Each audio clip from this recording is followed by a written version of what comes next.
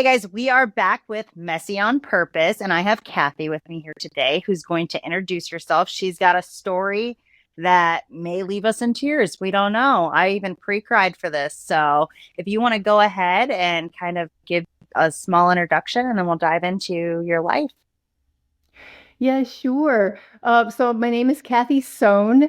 I worked for 36 years for the federal government for the Department of Defense.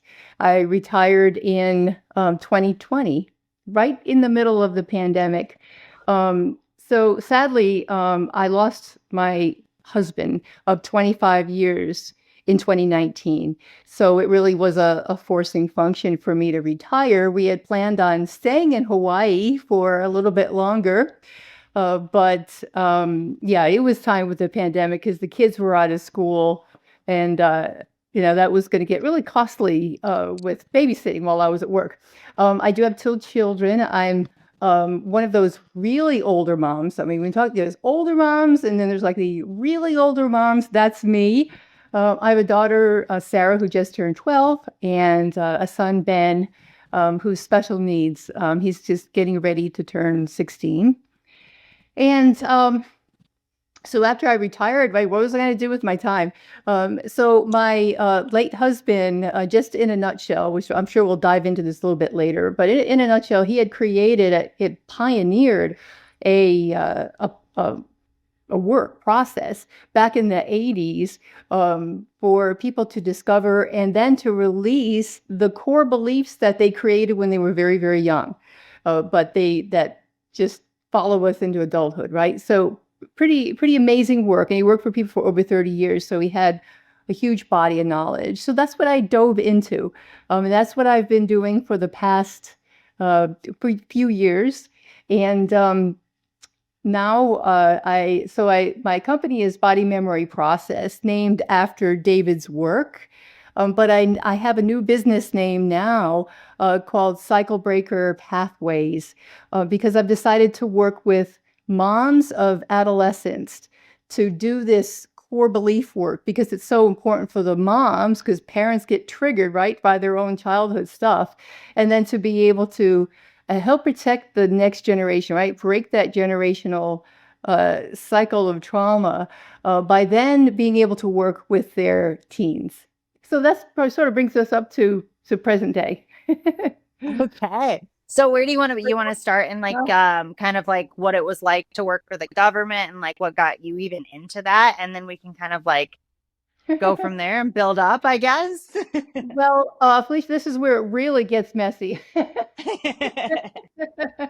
We'll just get right into the messy stuff. So, yeah, Perfect.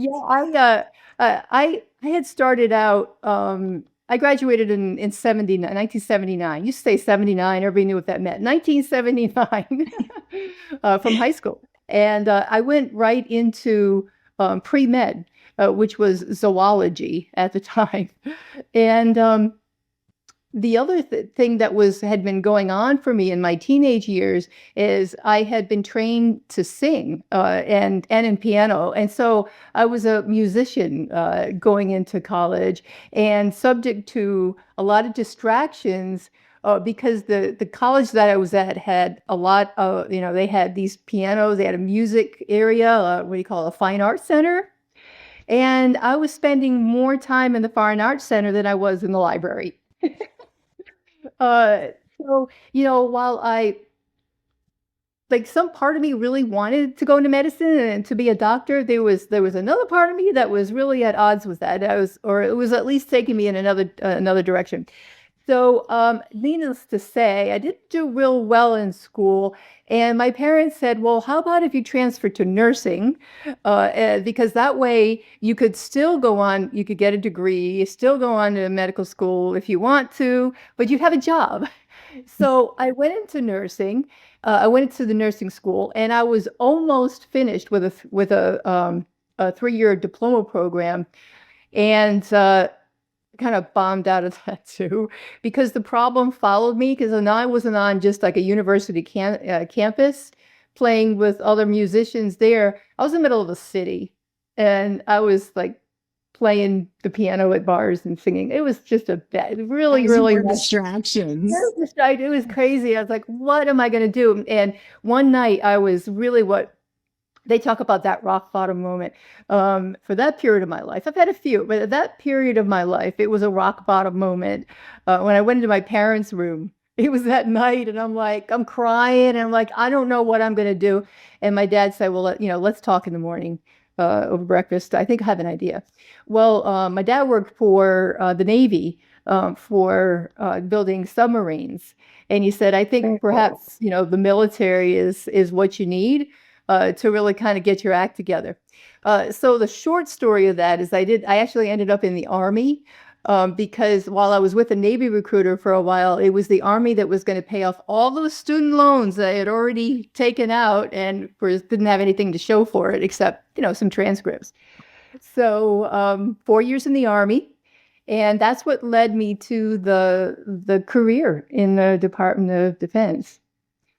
So yeah, So that's what did you do? I mean, you probably can't tell us too much because it's working for the government. So some of that is yeah. private, but like what exactly like kind of was your job in a general sense?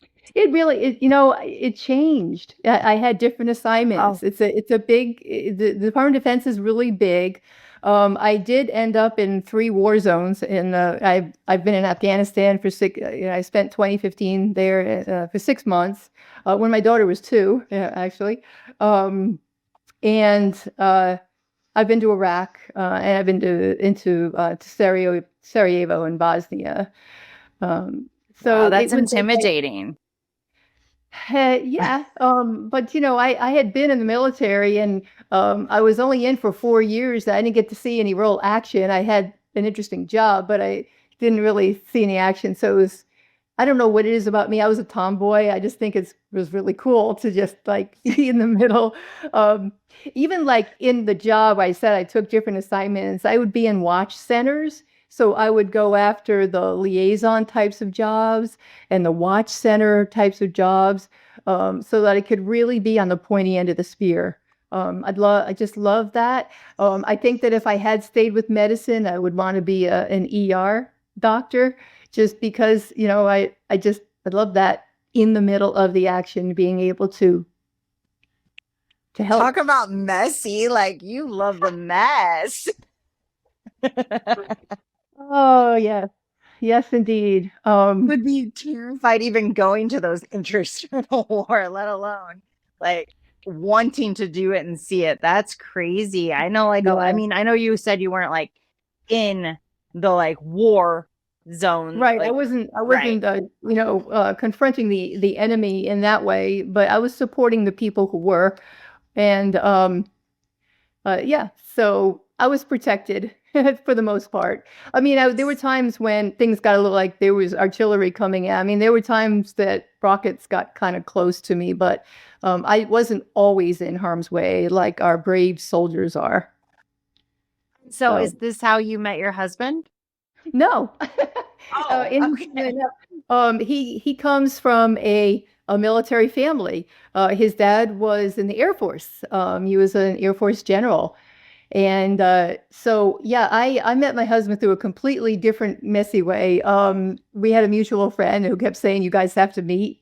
Like she would tell him, and then she would tell me, and this went on for a few months, and they were actually living in. So I'm in Alabama now, and I came to Alabama because that's where David was living when we met. Even Oh, though I was cool. up in Maryland. So they actually brought him to my doorstep. So that's how we met. I mean, it was actually an arranged thing. And they were absolutely right. We really were made absolutely like he was my soulmate. This like we were inseparable. Only death would separate us, right? That's amazing. And And I mean, even, a relation. I'm yeah. sorry, what was that? I was just gonna say, even then, I don't think he's gone far. I know that he's still with me. Yeah, watching over And me. that's hard to find. That's hard to find like that person, your person, and that's awesome that you did. Yeah. And like you guys have had a long, like great life together. I mean, Yes. even through the messy parts, right? Right, and it took us a long time. That's why I was such an older mom, but it took us a long time to have a family. We had a fertility journey, and it was really rocky. It was lots of failures, but I never gave up. And I think So did that's you one thing guys, I'm sorry, go ahead. yeah, I just want to say I would pass along, don't give up, because Don't, don't give up. So was this like a process you started kind of young and it just kind of like like how long were you guys trying before you well, actually succeeded? so on one of my assignments, I was actually um, uh, at an embassy. And it was actually why we were just having a great time. We were living in Europe, and we were just traveling. When I wasn't at my job, we were just traveling everywhere. We were, just childless couple having a great time. And he was older, and I was older. And then he was a few years old. He was about 13 years older than me, but very, very youthful.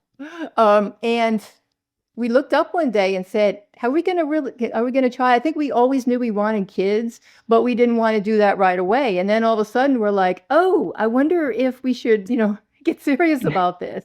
And that's when we started trying and things got real difficult. And I was like, geez, if I'd known it had been this difficult, I would have started trying sooner, is what I used to always say. It does So it get took harder as a woman, like as you get yeah. older. Yeah. So it did take about probably 3 or 4 years to have Ben. And then I had Sarah. I had to do I did IVF, so it was a completely fresh cycle. We sold everything so that we could pay for it. It was all out of our pocket. I think some insurance pays now, but we had to pay, all of it like again a second time. And it was interesting because usually you get a batch of embryos that can be frozen. I don't know if you know about that process, but it's they do their thing, their IVF thing, and they implant two, and then they freeze the rest of them. But none of mine were viable to freeze. After going through the whole process again and spending all that money, it was a one-shot deal. Oh my And gosh. it worked. And it worked. Thank God. I have my beautiful daughter now. But yeah, that would have been just devastating after going through all of that. And if it hadn't worked, and it was 2 weeks of a lot of praying. Wow. I mean, that just tells you you were meant to be a mom. Yes, and my daughter was meant to come in. I mean, if I had Yes. known her personality, I would have never worried, because, when she's so willful, it would have been like, I'm coming in. There's nothing that's going to stop me. She's living proof of that. Yes, she is. That's amazing. So how old did you say your kids are? So Sarah just turned 12. Okay. And Ben is 15. Um, he uh, he has a genetic mutation that impacts his cognitive abilities, and he didn't talk until he was 6. Okay. But he's progressing on his own curve. I mean, he's talking now. He's got his superpowers. He plays the piano like incredibly.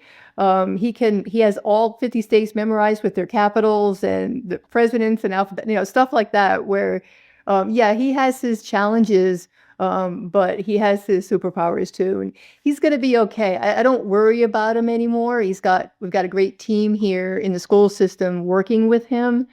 Uh, and I think he's going to be okay. That's amazing. So are the schools a little better where you're at now versus Hawaii? Because Hawaii's really small, so I don't feel Yeah, like there's a lot of options. right. Yeah, that's one reason why I chose here, because the friends who are, by the way, two of the people I met, because when they brought David to my doorstep, it was a car full of friends who came. So, so a couple who I had met on that day, were the ones who said, "Hey, why don't you?" Because I'm like, I can't do this. I'm going to have to retire because I was eligible to retire at that. And I say, Yeah. I'm just going to put in my paperwork. And they said, "Where are you going to live?" And I was like, "Yeah, I don't know. It could have been anywhere in the country because all my relatives are gone except a brother in Tennessee." Well, it ended up being perfect just to come to Alabama because my brother is 2 hours due north, almost directly north from where we are. So at least I got, a little bit of family there. Hey, you got your own little tribe there. So was Yeah. it just, did you have any family in Hawaii or was that just happened to be where you guys ended up? No, I mean, David really loved Hawaii. We had an amazing honeymoon. And so Hawaii was just a part of it. We took a full month. Oh, So yeah, we did Hawaii and then the Pacific Northwest. And, we ended up in, Reno.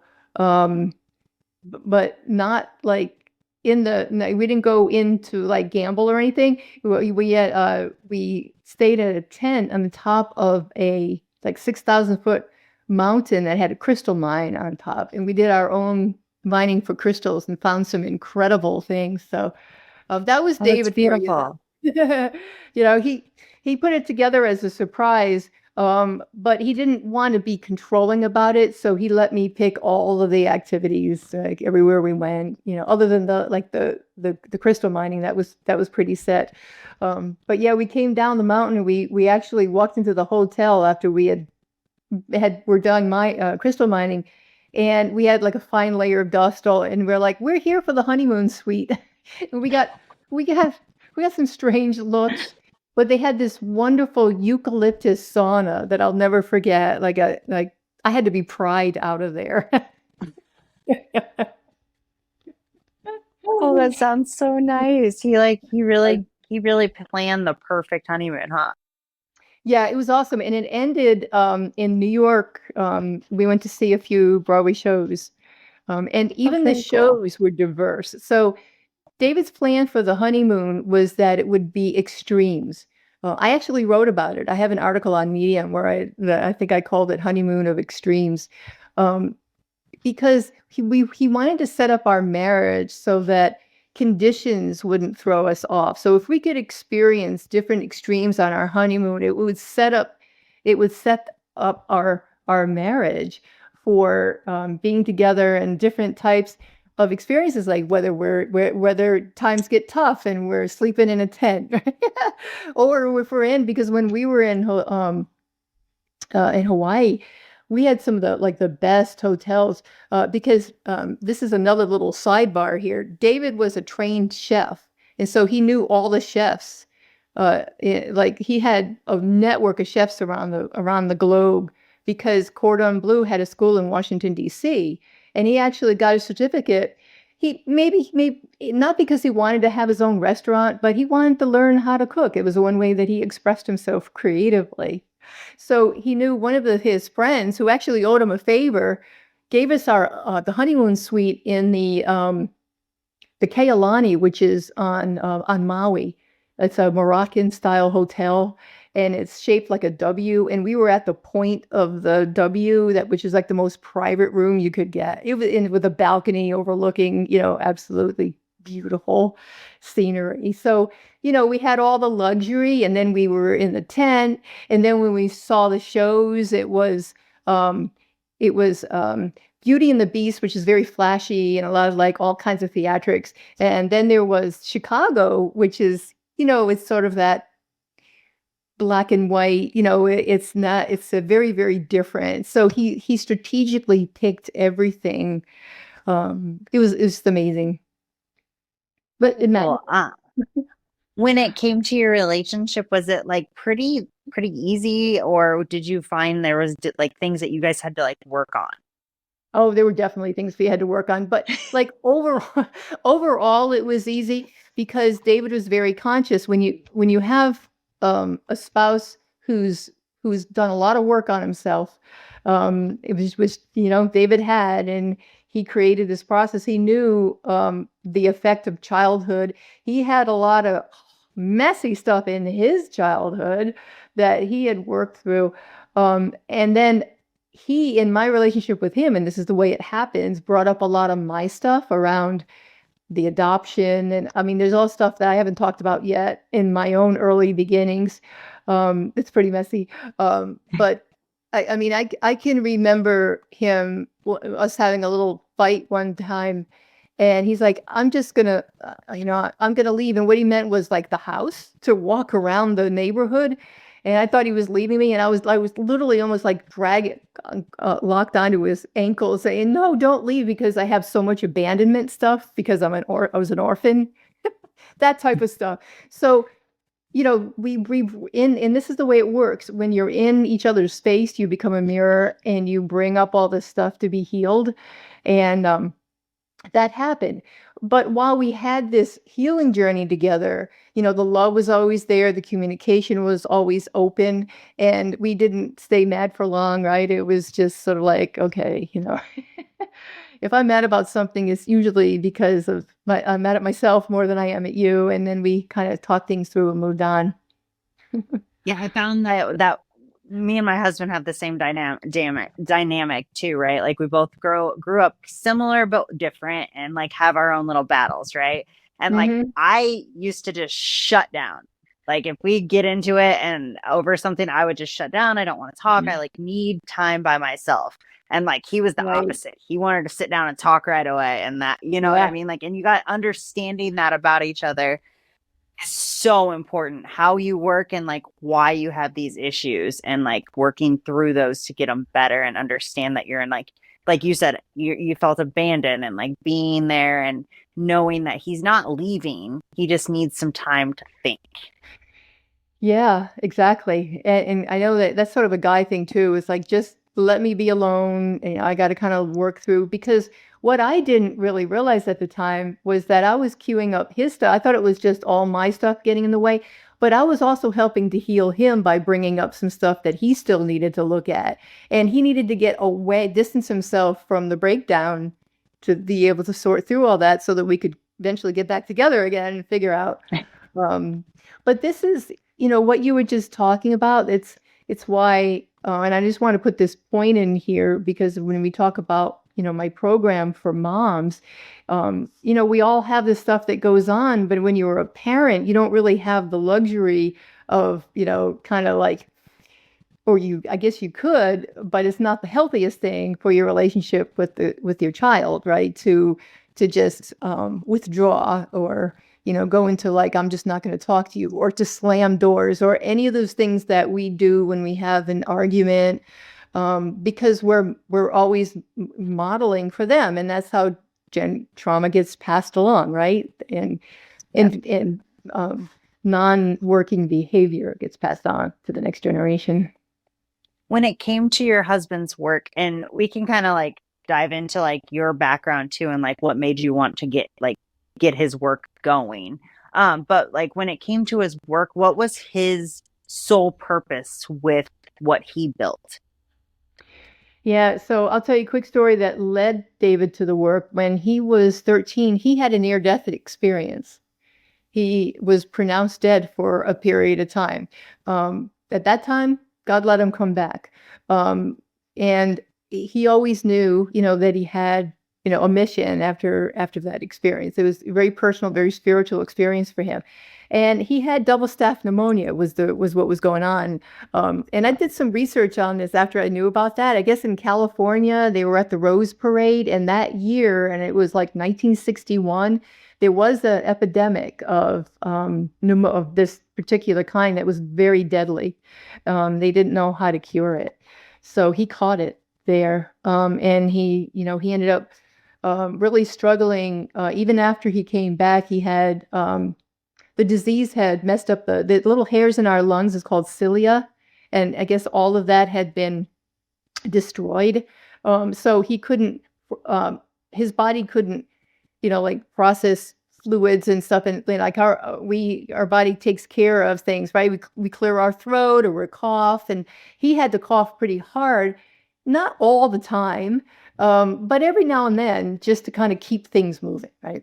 And the doctors always told him that he was never really going to be well. that he wouldn't be able to have a real active life because of the problems with his lungs. They didn't expect him to necessarily live all that long because they thought that something, it would progress and it would eventually take him out. Now, David was very like my daughter, who was a spitting image of him, very willful, and pretty much thumbed his nose at the doctors like, that's what you think. And I think it's what, kept him going. And not only did he live a very long life, but he was very, very active. He did extreme sports, and things like that. So it was pretty amazing. But when he got out of college, he got out of college in like the it was the late 70s or 80s. It was a time period where the human potential movement was starting to spring up again. And there were trainings out there like LifeSpring and EST. I don't know if any of your viewers are familiar with them. You'd have to be a little older. But, just some trainings, and he got involved in those. He basically was on his own quest for wellness, like what is true wellness? And this was back before wellness was in vogue, right? So, but yet there were these trainings that went on, and there was sort of the smaller like patches of, like, there were books being written, there was research being done, and it was two aspects of research that were two different pillars for the work that he created. One was the mind-body connection, which was actually being proven for the first time by a scientist. Her name was Dr. Candace Pert. She wrote a book. She wrote many books, but the one that's, I think, the most popular is Molecules of Emotion. And they were looking for the opiate receptor in the body. They figured that if drugs worked, that there must be a reason for it. And they were looking for that key, that lock that goes with the key, if you will. And they did find that we have receptors, that there are receptors for, like, there is the opiate receptor, right? And they proved all that. But as a consequence of this research, they also found that neurotransmitters travel to the body from the brain. So, neurotransmitters and, what's released during highly emotional events, during trauma, that's how it becomes a physical phenomenon. And these receptors are everywhere. So what David did, because he was studying Far Eastern religions, in Ayurveda. So he was casting his net as broad as he could, all kinds of different religions, and because he was looking for not like a final unified theory of something, but almost, right? I mean, he was trying to find to get his arms around what might be the biggest picture, because how there's the blind men and the elephant, right? If you've heard of that parable. So, Yeah. right, they describe the elephant differently according to where they are, but it's the same elephant. So he was trying to back away from individual perspectives so that he could bring to the world, the picture of this larger elephant, what we call wellness. So there was the mind-body connection part, and I'll talk about the body map later. He created a body map out of it.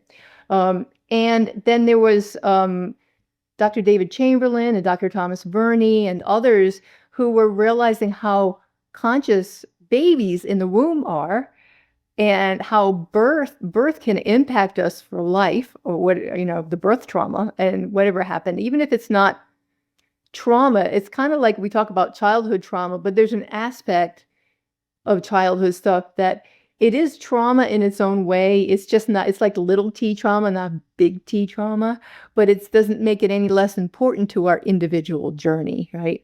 And the decisions that we make in life.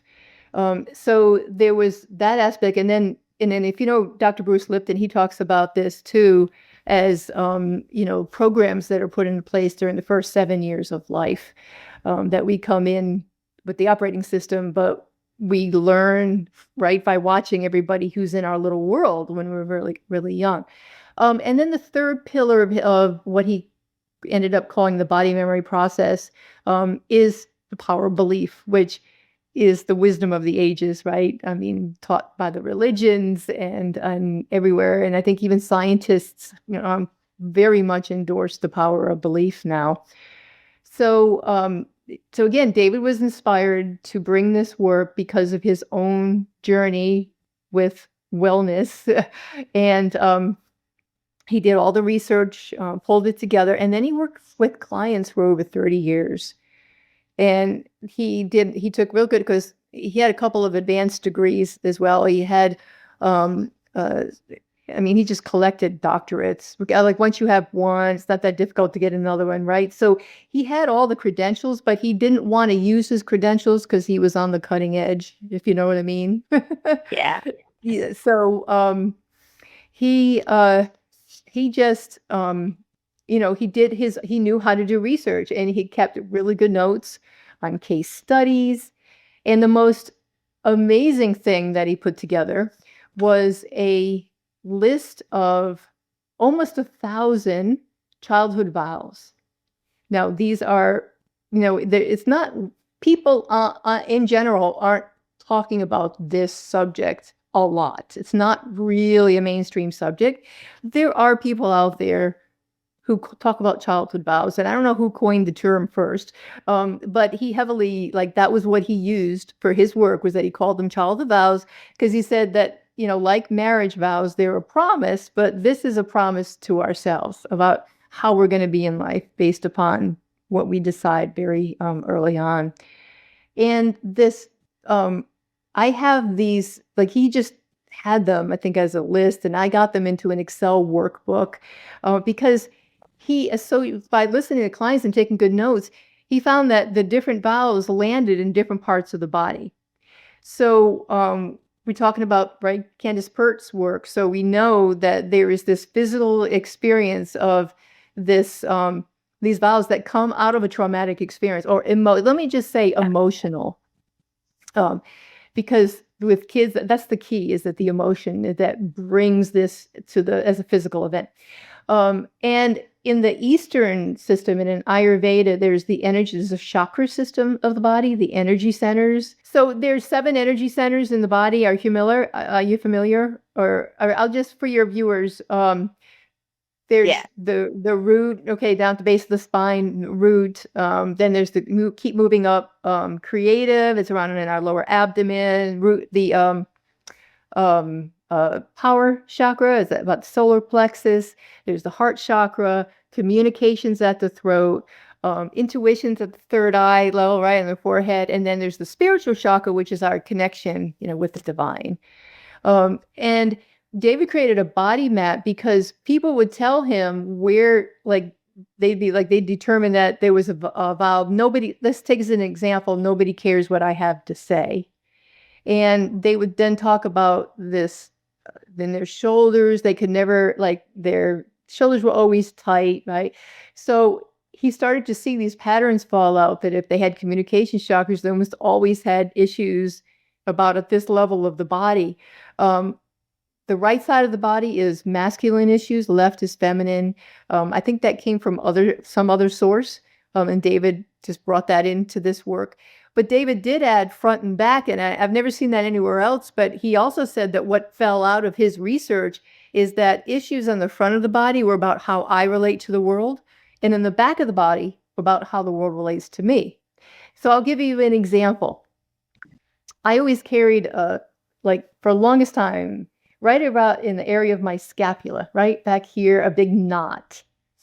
And if I use David's body map to decode that, it's a feminine issue. It's about how a powerful female in my life is relating to me. It's between the communication and the heart chakra.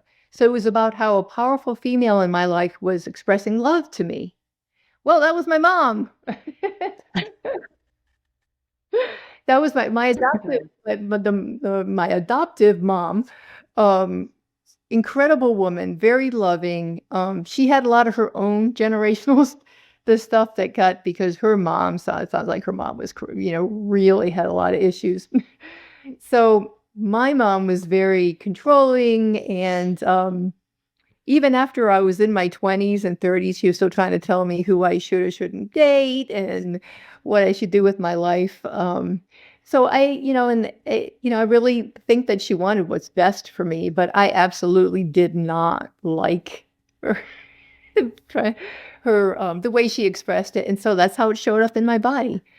So that's just an example, like from me, and like how David was able to help so many people to decode all that, and then also with his process of being able to let those go, right? Those because you can actually like they're in body memory, and the body is always renewing its cells.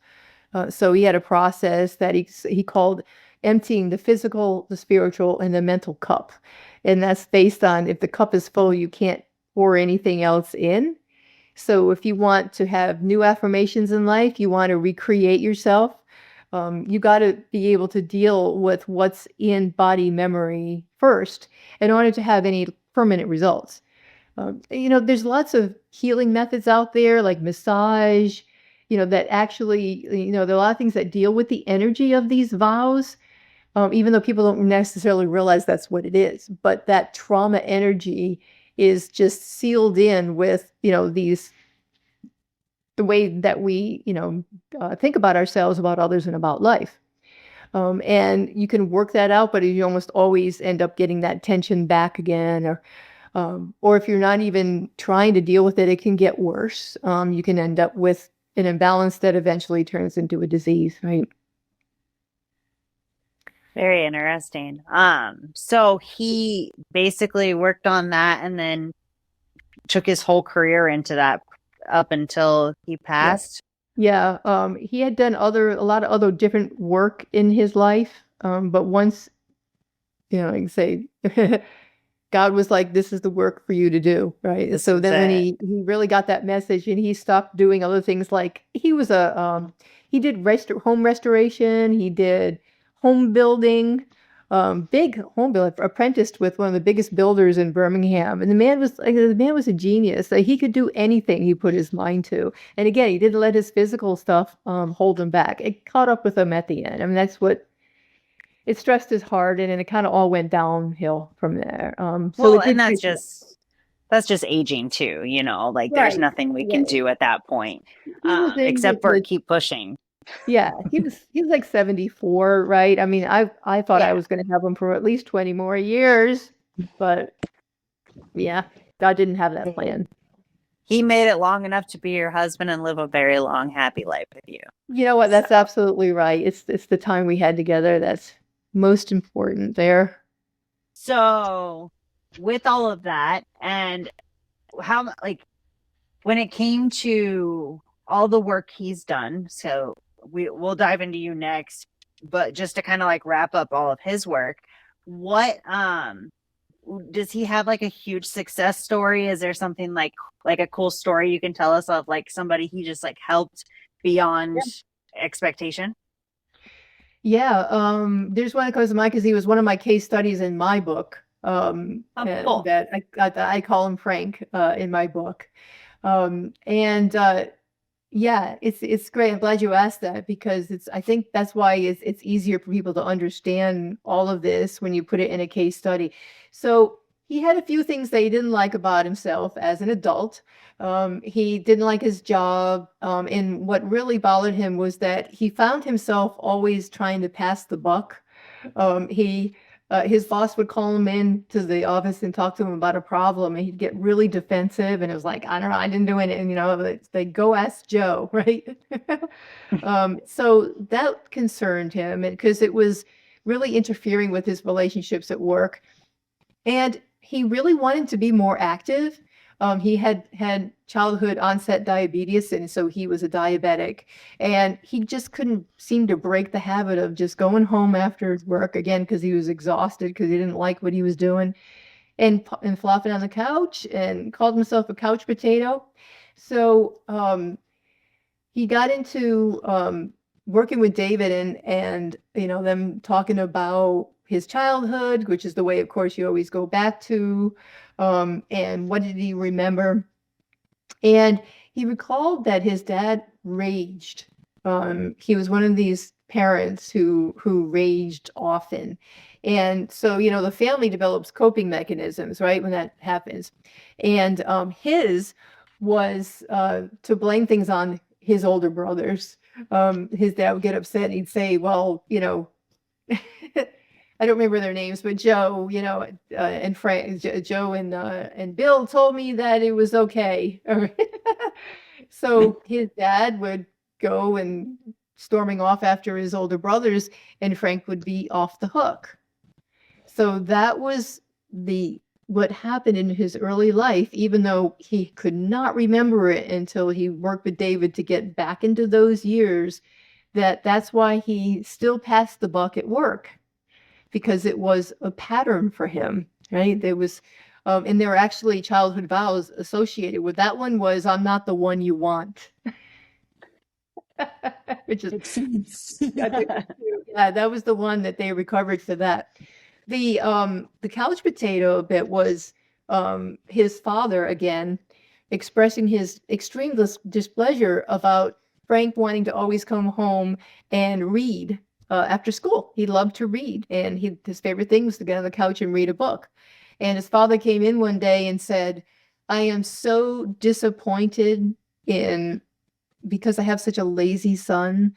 I really wish that you were more active and athletic, but no, and so I guess he really um, yelled at him, and he felt really bad about himself, and that scarred him there. And so that was, "I am lazy," right? I mean, that was this, he just Yeah. walked right into that one.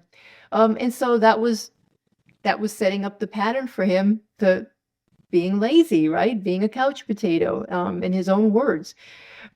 So he did the body movement process work. He had a few other vows as well. He did the work on them, and the outcome for him was that he quit the job he didn't like, and he actually got a job where he could be more active. And it was something that I don't know exactly what the job was. I don't know if he was a forest ranger or anything, but we do know that he also took up hiking. And became much more active. And here's the really cool part is within 6 months, he was off of his medicine for childhood onset diabetes. And he was managing it through diet and through exercise because of his lifestyle changed, and mindset.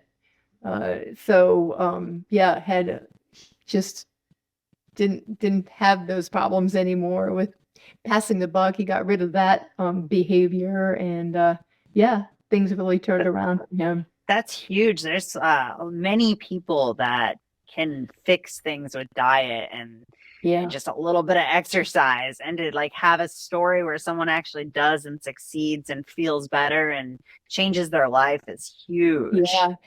David used to break my heart. He would tell me stories about people who would cure themselves of like AIDS and stuff, and then the doctor saying, "Well, I must have misdiagnosed you in the first place," never admitting that anything had actually, right? I mean, they get so positioned sometimes. Now, thankfully, I've heard that they were Yeah. really open-minded, and I think we're getting more and more open-minded doctors, thankfully. In fact, when David was really ill toward the end, there was one that was taking care of him, and we had long talks through all those hours that I spent in the ICU. And he said that doctors are now starting to, in certain areas, like order a massage for somebody, right? Really? Yeah, in certain, like an entire hospital will have this integrated. Yeah, it's not just alternative. I mean, I'd like to see they're never not in the future. They're not being medicine, Western medicine, and alternative medicine, but rather, a comprehensive, right, for the benefit of the patient. I even wrote when Yeah. I was in graduate school, I wrote a paper on it. I called it the Copernican resolution, because I was studying conflict. I have a master's in conflict resolution, and I was my research subject was alternative, like how likely doctors are to refer people to alternative methods if they've experienced it themselves in the first place. It's sort of a research project I did. But the whole idea of the Copernican thing was that you put the patient at the middle. You don't put yourself and your ego in the middle as a doctor, and my way is right, right? You put the patient in the middle and what do they need? And if they need massage or they need a chiropractor or they need, even if it's not what you do, that's what you do is you refer them where it's going to be best for them. That's one Yeah, of my stories. unfortunately, I feel like the pharmaceuticals have kind of taken over and like doctors don't even look at the alternatives. Yeah, the silver bullet method of medicine. Yeah. Um, Yeah, it yeah, I sucks. really resist when, yeah, I mean, that's the last resort for me. I don't even like to take a pain reliever unless I Oh, me absolutely either. have to. Yeah. I'll even like I've had surgery before where like I just won't take the drug that they give you because Yeah, like I'm just not taking it. Like I'm not taking a high level pain reliever. I'll just take no, some Tylenol for the best. yeah, because it's so risky. These poor people who get addicted. It just tears my heart. Mhm. They're so innocent, right? I mean, they had something that they were dealing with, and then they got hooked on like opiates or something Oh because yeah. of that. Well, they have Weird- so many documentaries now. I remember I watched one that was like about like the opiate pandemic basically and like all the things that like they were pushing the pharmaceuticals were like pushing the doctors and then the doctors were over prescribing and like we just Yeah, I mean I'm sure we lost so many people due to that and it's only gotten worse. yeah, Makes me sad, but I yeah, love that there are people like you and your husband out there doing things that are another option and kind of getting yeah. through to people in a different way, which is great. Um, so when it comes to you, where do you want to start with your journey into his work and how you've grown it to be something more for moms? Yeah. Um, well, I guess I could start with how I first experienced the work myself Yeah. to deal with something that was real difficult because that will get us into the my early life trauma and what I now talk about from the stage is sort of my origin story where this whole idea of generational trauma that I have the experience of it from absolutely from beginning to end with my daughter right now in sort of in the loop. Um, so the problem that prompted me, because again, when I met David and he was already doing this work, I helped him, I edited his book. So he put his book out first. It was like 2001, I think it was. And uh so how it's, well, this is for everybody else but me, right? It took me the longest time to realize that, oh, maybe I could use this to solve some of my own issues. One of the things that I struggled with my whole life was being able to be on in front of a group. It's amazingly amazing. Like I could never have what I'm doing now, even talking with you. I think being able to just talk and not feel like I have to rehearse or something or write everything down. It's been all part of this big unwinding journey that was important for me, of course, now doing this work. But here I am. Just think of me in like first grade, second grade, and we're going around the room, and it's like, oh, you just introduce yourself and tell everybody your favorite animal, right? Something real simple like that. I would be terrified. I mean, like my heart racing and everything. And I know a lot of kids are shy, and a lot of people have trouble with speaking in front of people. But this was pretty bad. It was all about my internal experience, and it never went away. So even when I was working again that 36-year career, I kept getting promoted, and at some point I became a manager and then a senior manager, and I always had people. They give you people when you become a manager, and you have to talk to them. So it was sort of like, oh, what do I do now? Like, I got to stand in front of like constantly running staff meetings, holding conferences, stuff like that.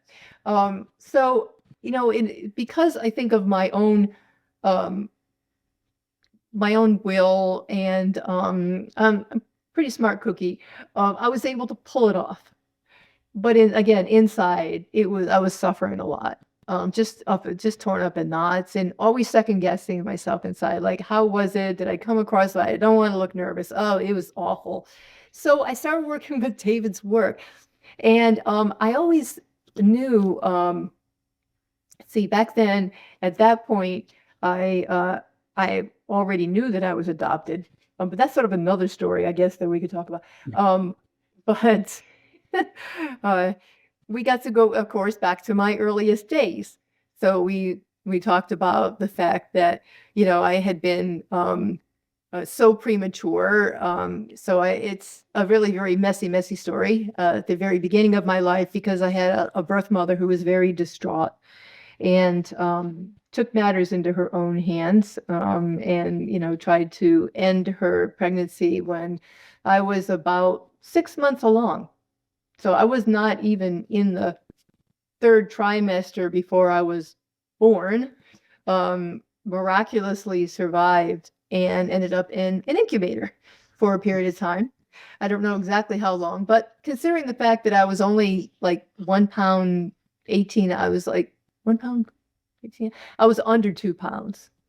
And I had a doctor tell me once that if you had been, he said, if you had been a boy, you probably wouldn't have survived, because girls are actually biologically stronger, that if they're under 2 pounds and they're a boy, they most of the time wouldn't make it.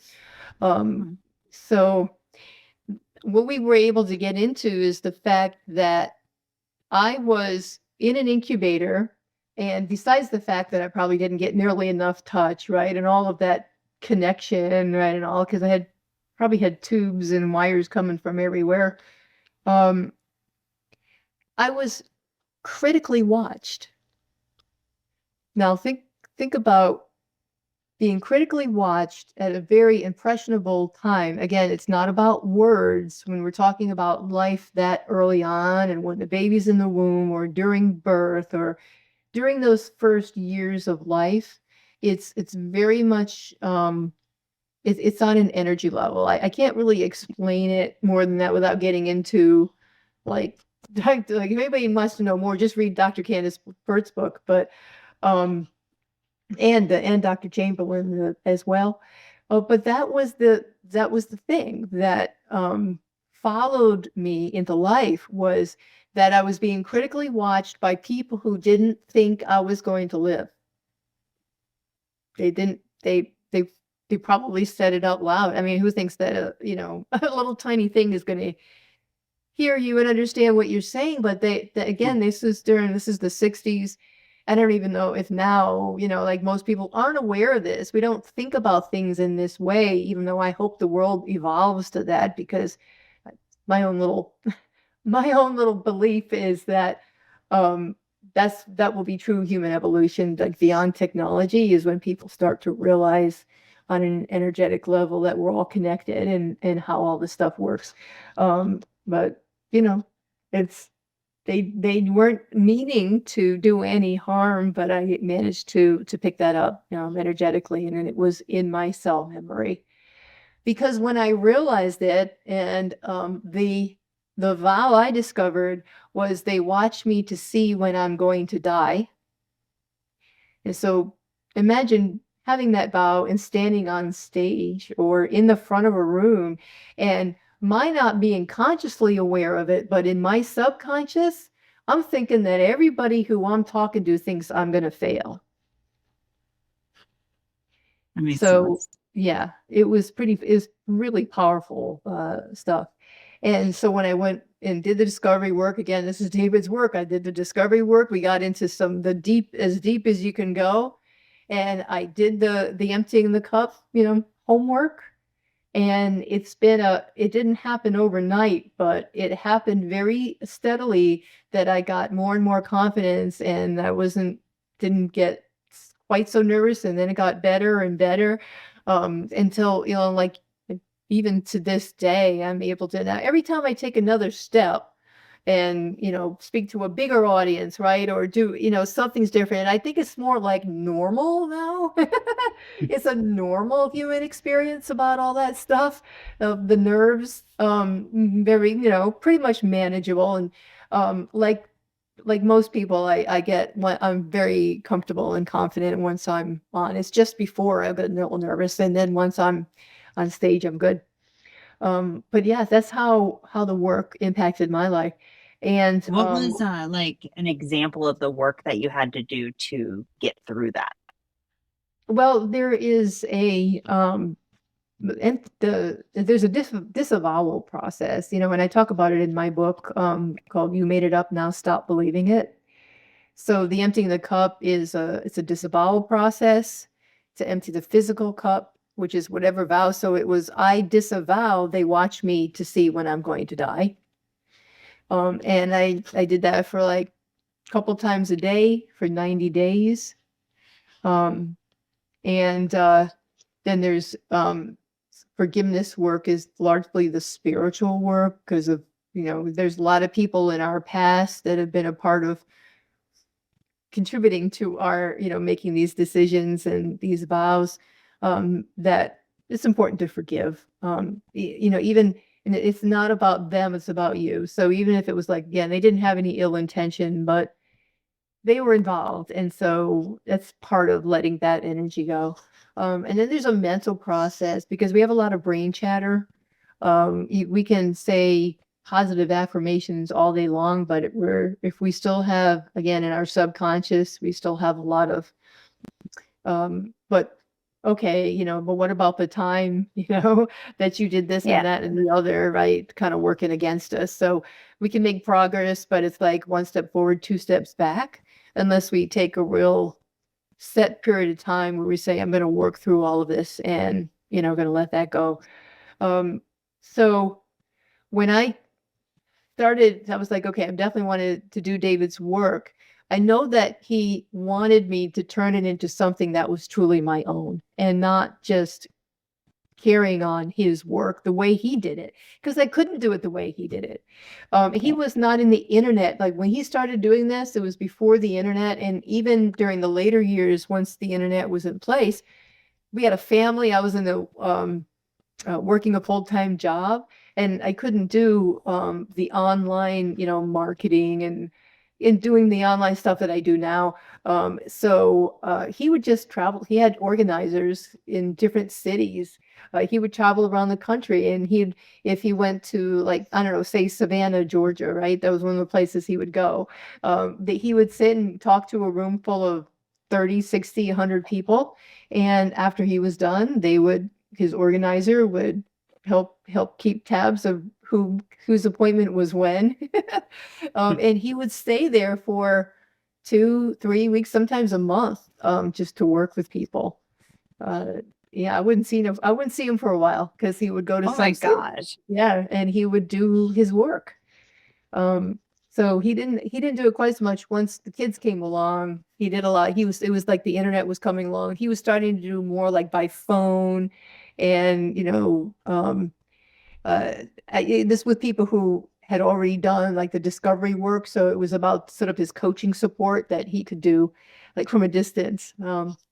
But, having the kids and being a single mom now, I can't just take up and leave and travel to different cities, right? And I don't really have to now that I have um, you can take advantage of doing the work online. So the way that I've decided, it was a very messy journey at this juncture as well, since 2021, when I kind of looked up and said, okay, I need to start working on this, after I had everybody settled into the new house. Um, then it was a matter of putting all the business infrastructure in place and a lot of like failures, like, okay, that didn't work. And it took me a while to realize that, trying to market basically marketing a course was not going to work. I wasn't doing any media. I wasn't doing podcast interviews or anything like that. At first, I was just I don't know if I had my funnels built. I had a website. I don't think I really had sales funnels at that point. That was like the year later. So it's been a journey over the past 3, 4 years of getting all that stuff into place, writing my book, because I also realized I decided to take part in the National Publicity Summit, which was online. It used to be in New York, but now, it was after COVID, they started doing it online. And I got the benefit from that. Um, and I didn't have anything except, well, it's my husband's work and this is his book, right? And I decided at that point that I wasn't, um, what should I say? I wasn't being disrespectful to David for deciding I need to write my own book on this work. So that's when I decided that I'm the face of the work now. Like the master is no longer here. Now I'm the master. And that was really a turning point for me. After I published, and then I started sort of pivoting to media at that, because there were a lot of podcast interviews that came out of the publicity summit. And then I never looked back. I'm like, yeah, this is the way to go, because people need to really hear me talk for a while to understand and see themselves in that picture, right? And say, oh yeah, maybe this is something I could use. It's they talk about with marketing all the touch points before people are moved to buy anything, right? It's like 22 now. Um, all the different all the different touch points just to get someone, right, to get to know you and want to buy from you. So it's been really a journey to get to the point where I am now, where I do. Okay, let me just back up a second. You may want to edit this part out because it's me just sort of thinking out loud at the moment. It's okay. Okay, because David created this work that can benefit anyone on the planet with any kind of issue, because beliefs are a part of everyone's life, and everybody goes through this. If you came into life as a little human, you've created childhood vows. You can't get through childhood unscathed from this. And so the difficulty has been pick a niche, right? Like, who am I going to help with this? And it was hard for me to do that at first. And it took some time for me to realize that, well, let's see, if this starts early in life, then maybe working with parents would be important. So I tried parent coaching for a while. I got my coaching certificate, and I even got licensed in a certain program of working with parents. And I tried that, and that was not really working either. And so what the real turning point for me was then I realized that I really wanted to work with, I thought, okay, it occurred to me at some point that teenagers would be really important to reach, because they're old enough that they can understand this stuff. They're still living at home. They're not out in the world in what David used to call the school of hard knocks, right? um, and they have the benefit of being in a safe place, and hopefully parents who care a lot and want to be able to help them. So I created a resource, I guess I call it. It's a PDF basically with lots of hyperlinks and tons of information about what we're talking about here. But for moms to be able to work with their teenagers on this, and I call it a resilient teen. So, I figured, well, I would create a digital product. And since, I wasn't having a whole lot of success with coaching, I had some, but not as much as I would like. I'm like, there's got to be something that's really going to move the needle for me. Because again, I wasn't really hitting like the niche I really needed to be. But this year I am, so So it's this year that you dialed it in. Yes, absolutely. I even created a DBA for my business. So I'm now Cycle Breaker Pathways is the name of my business. And I am supporting moms who know that they have something going on from their childhood. They get triggered, like their kids, because nobody can really bring up your own childhood stuff like your own kids, right? Yeah.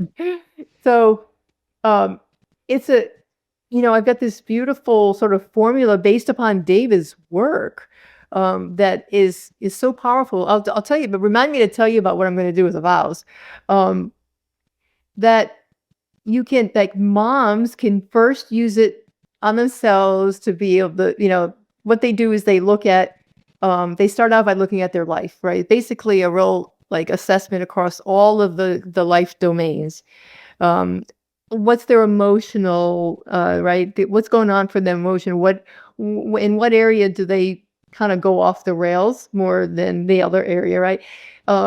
Then they go into a part where they're discovering their own childhood vows, right? And then they're healing that, right? They're doing the work to be able to get themselves in a much better place emotionally and spiritually and all of that. Then it's about reconnecting emotionally with their child. And this one is teens, but I mean, it could really be for a mom who has a younger child because they're going to hit the teens at some point. um, to to just be able to get that emotional connection, really dialed in. Because a lot of times, especially if moms are kind of like have a lot of their own work to, like my mom. Let's just take my own mom. Um, and I'll talk about her in a minute here because it'll help to demonstrate what I call that trauma cycle that I'm living in, and why I'm so well, I know this is absolutely it, that this is the work that God put on my heart because when everything you've been talking about here, and really, Felicia, I had never put it all together before until this year. I had pieces of it. I had the part about um, not being able to speak in front of groups because I had that, right, early life experience. But I didn't pull the thread all the way from my own beginning and my mom. Um, not trying to tell me I was adopted when I was 7, but I didn't get it for some reason. And then when she realized when I was a teenager that I didn't get it, she didn't know what to do, and she never brought it up again. But I heard it from my brother, right? So anyway, I'll tell you more about that a little bit later. But I've got this whole thing going for me. I'm like, this is absolutely it, is to help moms to get the whole gestalt around what is the generational trauma cycle that they're in, what came from their own parents, and what's going on with their kids, right? And it ends after that emotional connection with them being able to help their teens do their own healing work. Because that's what Resilient Teen is really focused on, is the kids. Um, and then I realized that PDF, that 50-page robust PDF was not going to cut it really, because it needs to be a supported program like this. So I'm going to have group coaching, once a week, group coaching and lots of support to do this work because it can be really huge. Because this is legacy work. This is really deep legacy work. And this is what I've decided that I want to do. So I have David's work under the hood, but that's why I'm not. I used to put myself out there as Body Memory Process. That's the name of my LLC. But then I had to get through these layers of just, what is that? And, we were talking about before is that before you can get people to the point of saying, yeah, I want to take your course, or I want to take your program, I want you to be my coach, I want to buy your book, whatever, how much do they have to get through to figure out just what this deep stuff is? So I've been working on taking all those layers, all that down. Because remember, I worked for the government in secrecy for 36 years. So now I'm like, I got to take away all the mystery. I got to let all the secrets out. Not about that, but about all this stuff, right? It's pretty fascinating how God works. To be able to, support people. So I'm like, cycle breaker pathways, right? I'm making it really clear now.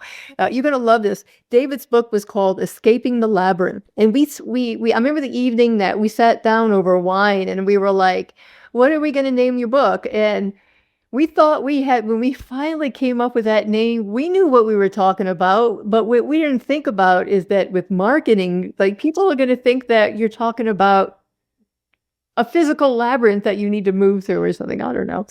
So that's why I called my book You Made It Up, Now Stop Believing It, because I wanted it to be a real kind of in-your-face title that people could go, oh, okay, I guess that's what this is about. You want people to pick it up and be like, oh, yes, I need this. Yeah. Not like just it looks like a textbook if it's certain words or Yeah. like certain ways to phrase it, and then if you make it look inviting, like there's so many books that are just like very similar to that type of title that like looks more inviting, looks more relatable, looks Right. like I can get more out of it. Right. Yeah. I think that's why I'm so excited about being on your podcast and this, messy on purpose, because that's what, this is really kind of messy work, but I've finally surrendered to it. Um, and because it's only been relatively recently that, again, through creating this program, that I've had all these realizations about myself and how I've gone through so many pieces of this and didn't even put it all together before this year. And that, okay, you know, um, it has to be kind of messy. We got to be able to be, let's be honest with ourselves, right? About where we've been and what we want for our kids, and stop hiding behind all those faces that we put, even in our own homes, to try to pretend that, it's kind of two extremes, right? You got the moms who are like really emotional, but they're still doing things because it's that child that comes out and they're slamming doors, and they're not talking Hmm. to anybody, right? And there's that kind of stuff going on, and the kids are picking it all up because that's the way you handle things, right? And then they're just going to pass it on to the next generation. Or you have the mom who's trying to fold everything inside, and that's not good for her health, right? And she's wearing a mask even in her own home. So it's all of that I'm like, wow. Well, and it's hard to break, right? Because one, you were taught those habits, and then two, like you have to take responsibility to be able to make a change. Yeah. And if you're not taking responsibility for your actions, how do you even know something needs to be changed? Exactly right. You just hit the nail on the head. Yes. Yeah. So that's where it all starts, right? Is taking that responsibility. And that's why my program will begin in that real honest assessment of how things are going, right? And not just what you think you came to the program to solve, but across all areas like this, get it all out on the table and own it. And it isn't about blaming anybody, especially our own parents, because they did the best they could with what they had, right? But what do you Yeah. want for your That, kids? Because you're in a place, yeah, that's what it's about, yeah. And you're right? in now is the time. You're in the place of power now. You can't fix what happened in the past, but you can absolutely stop the cycle of trauma now. You can change the future, and every generation should get better, right? We should learn something from the last one and make it better and then better and then better. But when something's continuously passed down, nothing Yeah. changes. So let me bring this to a bigger context for you and your listeners. Um, so I mentioned that I have a master's in conflict resolution. I also have one from the Naval War College, by the way, and it's in national security studies. So my husband used to make a joke. He used to say, "Oh, war, you have a degree in war and one in peace. You ought to write a book." Like, keep it done. Um, so so for the conflict resolution thesis, it was about the time that I was working in Europe anyway. So I did my research out on the border in Croatia between in Vukovar, which is on the border with Serbia. And that's where, if you remember the Balkan War of the 90s, it's where the Serbs invaded Vukovar. It was after Yugoslavia, right, was falling apart. Slovenia is seceded first. And then Croatia had the most difficult time because the government was in Serbia, in Belgrade, right, and they didn't want to let Croatia go, and so it was anyway. There was a lot of war trauma that went on there. So I did my research that revealed trauma that had been in the family after family after family from way back in history. Well, way back from the time of like the year 600 or something. It was this Kosovo field. It was this big battle but even stuff like that, like when you're talking about the Croats versus the Serbs, right, as an example. And then there's World War II, and there was all of the rhetoric and the symbolism around that. So I did my thesis on actually war trauma as and there's a uh, his name is Vanek Volkin, and he wrote a book called The Transgenerational Transmission of Trauma, which is about war trauma being passed along. And that's why wars cycle, because it's never healed, because the kids pick it up from the parents and the grandparents, all of that hatred. And there isn't any forgiveness going on there, right? There isn't all this work that we need to do in order to not pass that along. And if people would, but it has to start, it's not, all the difference is made by individual people, and that starts in the home. So you can't fix it out there. I know there's people trying to do everything, that really good work, NGOs and all, trying to help people on a societal level to deal with all that war trauma, but it's not going to change until people take, these type of programs and approaches to just do the work on themselves, in their family. Yeah. And then it's going to take time, right? Like you say, in the future for things to eventually maybe play out. Hopefully, if we last that long. We'll see. Yeah. Well, we might not see, but, Right. know. Right. Humanity, we'll see. I know you mentioned you wanted to talk about, you told me to remember to talk about it's about how you're going to work the vows into your program. Yeah, thank you. So one of the most powerful things about my work is I have this collection of vows that David had gathered from working with people all those years. And he knew the questions to ask, and he also observed what was going on with them, and he was able to record where these vows showed up in the body. So I talked about using the map to decipher that knot in my back, right? So people will be able to use these vows to be able to help figure out what's going on with their body. So I'm always looking for ways to, beyond the Excel workbook, to provide this information for people in a way that they can more easily and more quickly be able to find what their list of vows are. When David would work with people, they would end up with sometimes 20 vows.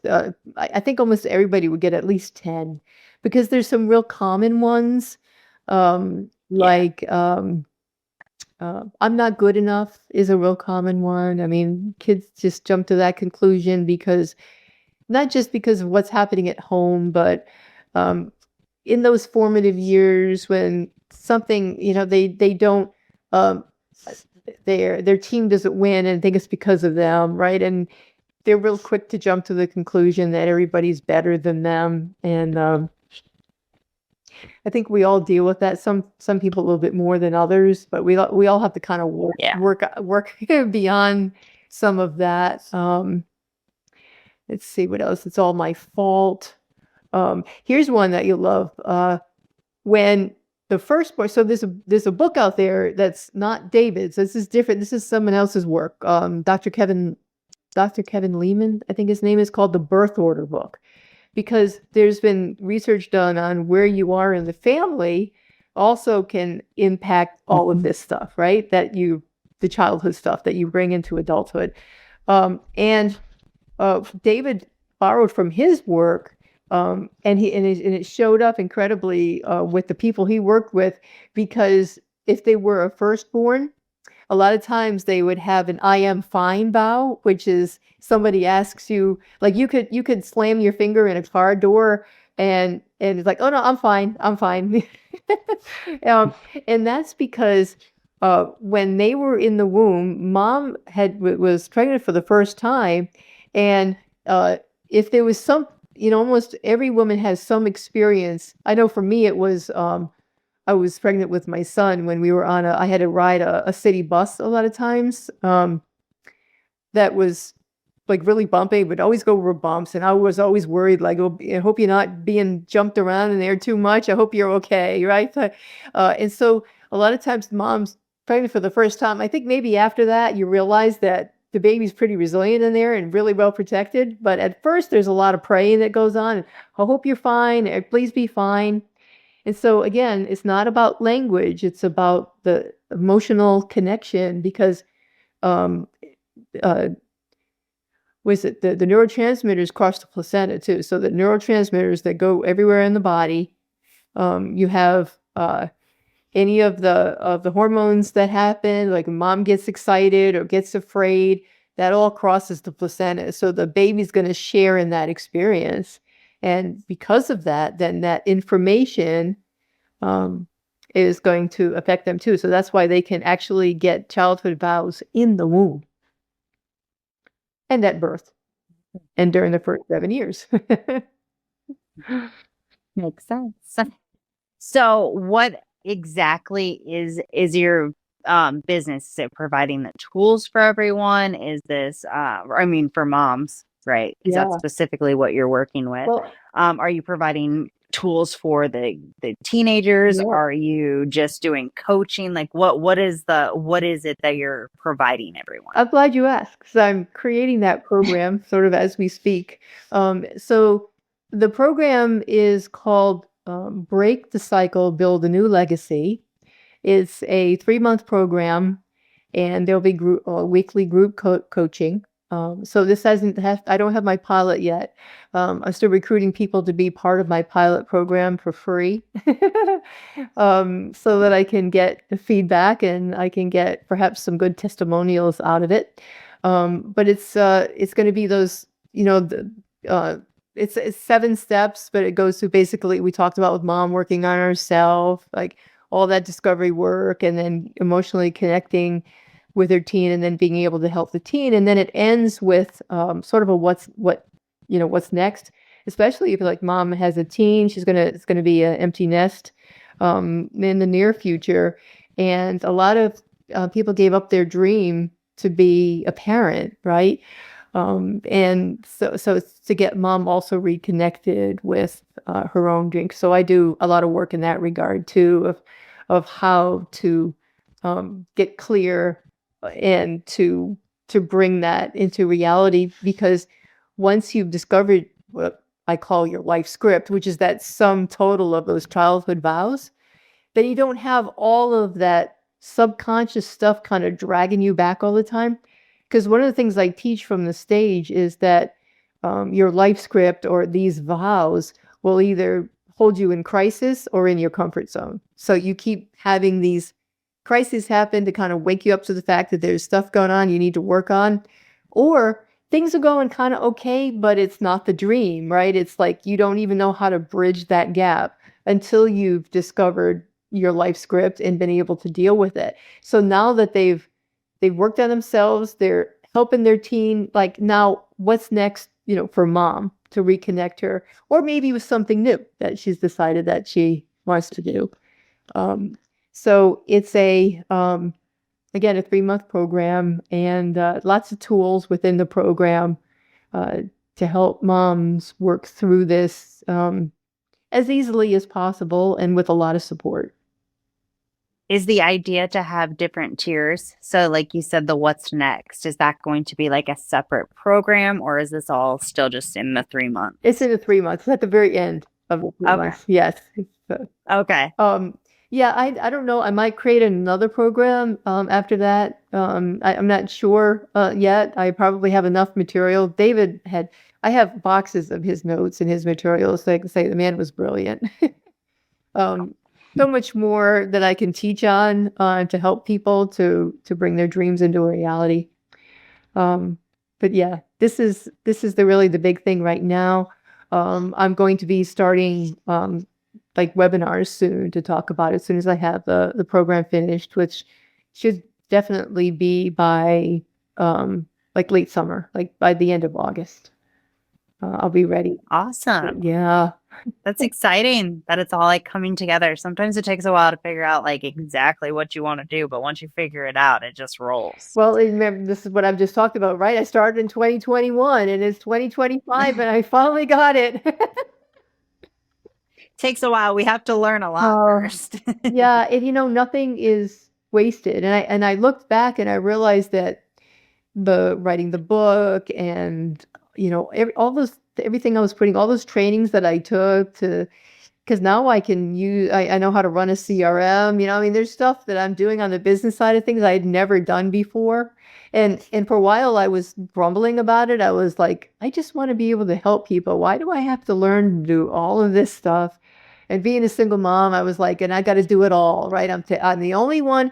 And I had this period of time where I was, I think, in resistance to, I got to build this business, online business from scratch and be a single mom. And I think I'm beyond that though now. I'm starting to, I got all that, a lot of that. I still have a lot to learn, but I got a lot under my belt now. And I don't And now resist you it can anymore. actually you can put it all to work now. Yes, You've learned it.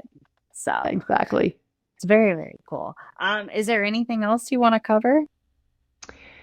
I think that I think that's it. I didn't go into real detail about the not knowing. I mean, I can talk to you about it, and if you think you can fit it in somewhere where it would make sense, because the fact that I very briefly mentioned that mom told us, each of us. I had two older brothers, by the way. One's gone. One died from mesothelioma, like when he was in his 40s. But I have the one older brother left, and we're all adopted from different families. And when all of this came out, and again, I was already in my 30s before it came out, before I had that conscious realization that I was adopted. And my mom reminded me of a book that we had. I remembered the book very well. I loved it. I read it several times, but I guess I never really got it. It was about me. It was called The Chosen Baby. And it was about a baby that was adopted and that it was recommended, I think, by the child psychologists of the day that if a child is adopted, like give them this book and then you're done with it, right? That you give them the book, you tell them that's you, and you're That done easy. with it. And I guess mom thought she was done with it. But when I said something when I was a teenager or something, I always knew that I was premature. I didn't know details. I certainly didn't know about why I was premature and all of that until I talked to mom later. Um, but I must have said something like, it must have been so scary for you when I was born so little or something like that. And like, again, when mom and I are talking years later, she's like, I thought to myself, oh my God, she doesn't know. Like she didn't get it that she's adopted. But for some reason, she didn't feel that she could just write. I think me and my personality, I would have been like, let's like, we have an opening right here. Let's just clear the air. It's like, no, honey, you don't understand. I wasn't around, right? Just get it over with. But this was my own mom's trauma. It wasn't just this. She had all kinds of secrets that she kept, and she had letters. She would write things in letters because she couldn't bring herself to talk to people about the difficult stuff. Um, if you're familiar with Louise Hay's work, she was actually a friend of David's. And so they were very kindred spirits because she wrote about that everything that happens in the body is for a reason, like diseases that we have. And breast cancer is about keeping secrets. It has something to do with secrets and secret entry. And that's what my mom died of. She had breast cancer and then it metastasized very quickly and she was gone pretty fast. Thankfully, we had this conversation like about a year before she got sick, or within the year, I think, before she got sick. And she never, I'll just tell you kind of how it unfolded. So I was talking to my brother on the phone and it came on. I said something and he said, what are you talking about? We're all adopted, right? I can't remember exactly what it was, but I was like, what? And so then I was like, I don't know why mom wouldn't tell me. And I didn't know about the book at that point and all. And so it took me almost 2 years before I brought it up with my mom. So that's the beauty of this whole thing. It is that I experienced the same thing she did because she had handed that trauma, right? This was trauma being handed down to me. And I experienced what she did, the exact same thing. How do I bring up this subject to like, I go home to visit, but you know, what am I going to say? Hey, isn't it beautiful weather we're having? And by the way, am I really adopted? You know, I mean, how do you bring it up? So when um, it was like again, maybe 1.5, 2 years later. It was quite a while, and I was up visiting my mom one weekend without my husband, and so I had I had them all to myself, and I was out for a walk. And they lived in Mystic, Connecticut. It's a beautiful area. It was a gorgeous day. I was out for a walk, and I got filled with this courage that I'd never had before around the whole topic. I'm like, today's the day. I'm going to bring this up to mom. And so I went home and my dad's like, I'm going to go take a walk too. And it was like perfect because I wanted to talk to my mom alone at first. And she cried and it all came out and she said, all three of you are adopted and I give you each that book and apparently you didn't get it. And that's when I learned what she knew about the attempted abortion. And she had a little bit of information, but she didn't really know what happened to her or if she survived or not. I mean, that's all. So it was a Catholic adoption. Everything was sealed and more secrets. Your secrets. Oh, Oh, I think secrets are the reason I'm overly honest. yes. Yeah. So that's, and also, here's like sort of like, and then there's like who is it? And now the rest of the story, is since I ended up having, to do fertility treatments and having to have IVF to have my daughter, it was, and my son, but Ben, Ben again doesn't, first of all, he wouldn't really care. He didn't really understand. I can explain things all day long, some of these really abstract things, and he's just not going to really get it. But Sarah, who's, 12 and old enough to get it. I just told her recently, I've been waiting and I hadn't told her about the fact that it was a donor egg, for her. But I felt so good to have that conversation with her. And she's like, okay, we talked, and she was like, I'm like, I'm like, how you feeling? And she's like, I don't care. And it was so healing for me to hear her say, I don't care. After all the drama around all the secrets, for me and my mom and all of that. And then I get to, my telling my daughter, and she's like, eh. Oh, and sometimes it's like we talk up these conversations, these hard conversations in our heads, like they're gonna explode. And then Yeah. we have them and they're never nearly as bad as we have already pictured in our I heads. know. I mean, after mom and I talked that weekend, I'd go home to visit like I always did, and she'd take me aside and say, are you really okay? I'm like, yes, mom. I mean, I love you more than ever now. You might lose me soon. You're starting to fade. Uh-oh. Yeah, you're getting fuzzy. Oh no. I think- It seems fine on my end. Nothing's Okay. even blurry. All right. But yeah, she would never really, even after we had the talk, she really couldn't really believe, but she also hadn't done her own trauma work, right? So she was still in the place of, if you haven't done that kind of work, it's hard for your brain to understand that someone can truly be okay with that and not have big emotional issues around it. I'm like, anything more that I mean, I couldn't hug her enough. I'm like, I love you all the more. It's like I don't see myself having rejected her or anything, even back when I was 13, but that was my stuff. It was hers, right? So that's why my story is just like this perfect way for me to connect with moms, right? To be able to, It makes sense on both sides, right? yeah. You can connect not only how the moms feel, but also how the kids feel. Yes. Yeah.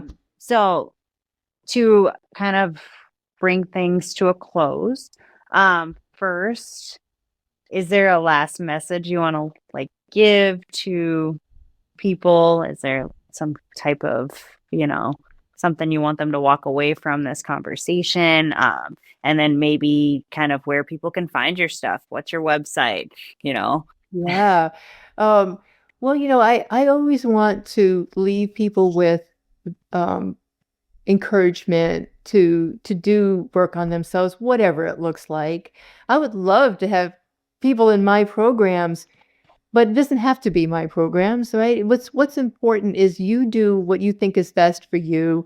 What you know what because there's lots of thankfully it's not like in the day of when David was just starting to break ground on his work. There's just an explosion, right? Everywhere you look, you can find a coach, or I mean, it's just everywhere. But the message I want to leave people with is the answer's inside you, right? It's never anything out there. And it's so tempting to blame the economy, and whatever conditions, circumstances, events, your spouse, for whatever is happening in your life that you're not happy with, but it's never, ever about what's out there. So whether it's my work or someone else's work, I just wish you holistic health that includes that turn inward to find your answers and um, to become truly, totally healthy and to live your dream. I love that. And then where can people find your coaching if they're interested and the tools that you offer currently? And then maybe your IG handle if you have Instagram. I Yeah. think I think you do. Can you put them in show notes? Can you put all the Yeah, I'll drop them in the description as well. But Yeah. just Yeah, I don't so I'm Instagram, I'm at Kathi.Sohn, so it's KATHI.SOHN. My website is kathysohn.com, so it's pretty easy. And then I have a speaker website that's kathysohnspeaks.com. And you can see me on stage talking a little bit about what you've heard today. And have you started a YouTube yet? yes, I do have a YouTube channel. We're still Okay. it's still body memory process, but I want to change that soon too, to psychographic Okay. pathways. But right now it's body memory process. And we'll get that link in the show notes. Very cool. Yeah, just send everything over to me and I'll just drop it all in the Yeah. notes. Yes.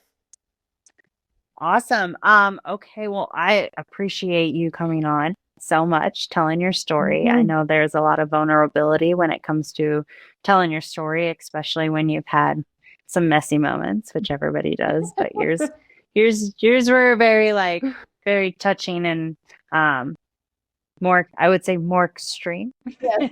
Very than messy. some. Very, yeah, there we go. Very messy. So I appreciate you sharing that and we'll get those clips out there and hopefully you can help some more people. Yeah, well, I just love you, Felicia, and I love the messy on purpose. I love what you're doing out in the world because we need more like you, to take down those masks, right? There's just we have so many of them and we need to admit that life is messy, but that's where the growth is. So I love what you're doing. Thank you. I appreciate that. Very much actually, because I truly love this. Like Yeah, it's brilliant. it's not even like I'm trying to make a business out of it or anything. Like I just want to just bring this to life. Yeah. So I appreciate that. All right, until next time, guys. Bye.